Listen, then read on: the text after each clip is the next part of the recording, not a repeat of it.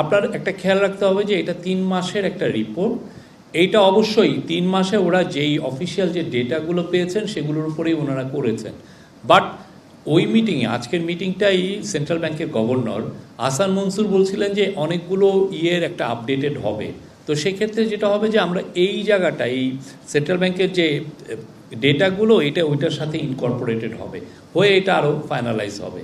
তো আপনি ডন্ট ওয়ারি, আপনি দেখেন ওই স্পিচটা, ওনার 5 মিনিটের যে স্পিচটা, উনি নিজেই বলছেন যে খেলাপি ঋণ এখন 15% মতো আছে, সেটা উনি ধরেই নিচ্ছেন যে এটা ইভেনচুয়ালি যে হিট করবে 30% মতো, এটা উইচ ইজ টু হাই। তো এই জিনিসটা মানে এই পুরোটা তো সমস্যাটা তৈরি হয়েছে সেই আমলের থেকে এটা ওইটারই একটা ধারাবাহিকতা, এটা 30%-এ যাবে।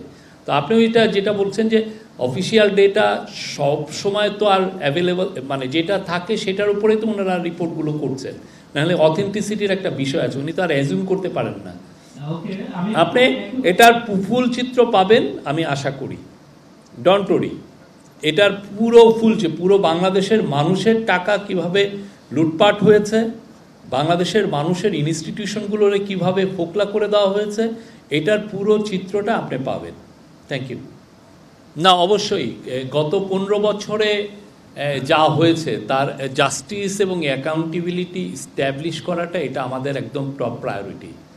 একে তো অনেকগুলো আপনি দেখেন যে হাজার হাজার লোককে খুন করা হয়েছে, হাজার হাজার লোককে গুম করা হয়েছে, সেটার তো বিচার হবে। কিন্তু যারা পুরো দেশকে আপনি এই একটা ভয়ানক রকমের একটা লণ্ডভণ্ড অবস্থায় রেখে গেছে, এই ধরনের একটা মহাচুরি, ইন্ডাস্ট্রিয়াল স্কেলের যে চুরি হয়েছে, তো সেই চুরির তো অবশ্যই বিচার হবে, কেউ ছাড় পাবে না প্রত্যেকটা জিনিস। কিন্তু একটা কথা হচ্ছে যে আমাদের এটার জন্য মানে আমরা যেটা হচ্ছে যে এভিডেন্সগুলো কালেক্ট করে তারপরে তো আমরা কেসগুলো করব, এবং কিছু কিছু হচ্ছেও। আমরা জানেন যে অ্যান্টি করাপশন কমিশনকে আমরা খুব শীঘ্রই এখানে মনোনয়ন পাবে, এদেরকে সিলেক্ট করা হবে কমিশনের যারা কমিশনারদের, এবং তারা খুব দ্রুত এই কাজগুলো এগিয়ে নিয়ে যাবেন। কারা কারা এই চুরিতে জড়িত ছিলেন, কারা অলরেডি আপনি দেখছেন যে কিছু কাজ হয়েছে, অনেকে কেউ অ্যারেস্টও হয়েছে।